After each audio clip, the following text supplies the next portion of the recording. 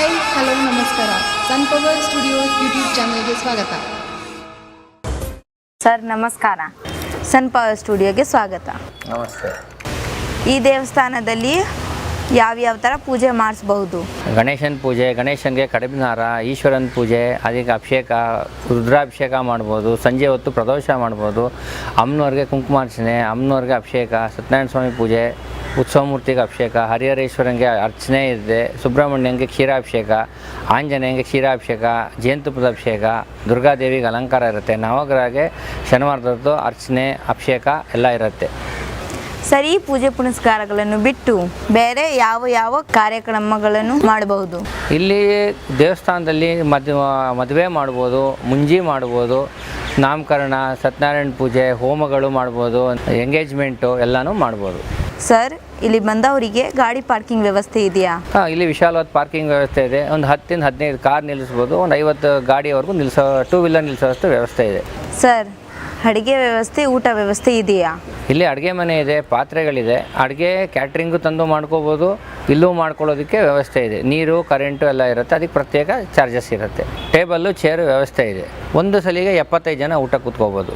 Sir, ನೀರಿನ ವ್ಯವಸ್ಥೆ ಹಾಗೂ ಟಾಯ್ಲೆಟ್ ವ್ಯವಸ್ಥೆ? 4 ಟಾಯ್ಲೆಟ್ ಇದೆ.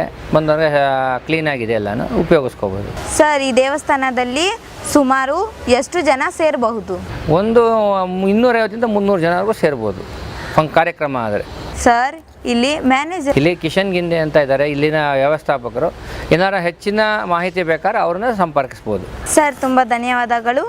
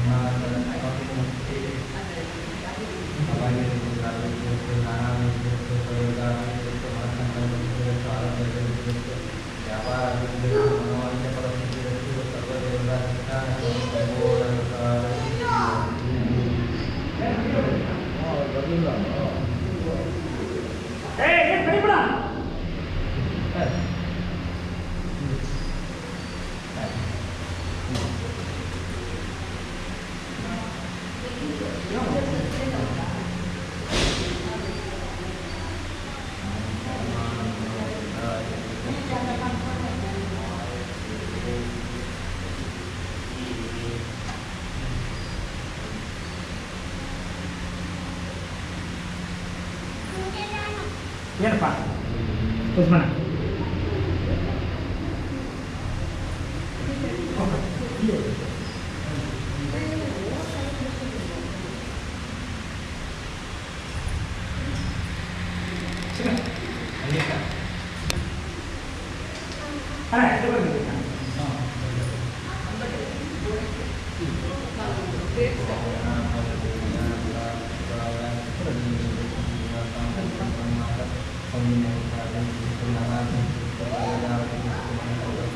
ಆ ಕಡೆನೇ ಹೋದರೆ ಬೆಸ್ಟು ಅಂತ ಕಾಣಿಸುತ್ತೆ. ಆ ಕಡೆನೇ ಹೋದರೆ ಬೆಸ್ಟು ಅಂತ ಕಾಣಿಸುತ್ತೆ.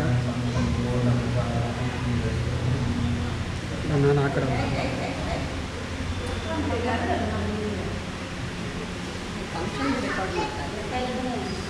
ಸುಮ್ಮನೆ ಯೂಟ್ಯೂಬ್ಗೆ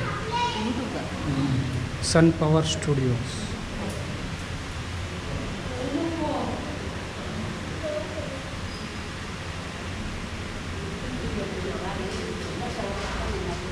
ಪ್ರೋಗ್ರಾಮ್ ಆಯಿತು ಅಂದರೆ ದೊಡ್ಡ ಕ್ಯಾಮ್ರಾ ತಗೊಳ್ತೀನಿ ಅಷ್ಟೇ. ಇದನ್ನು ಮಾಡ್ಬೋದು 4K ಇದೆ.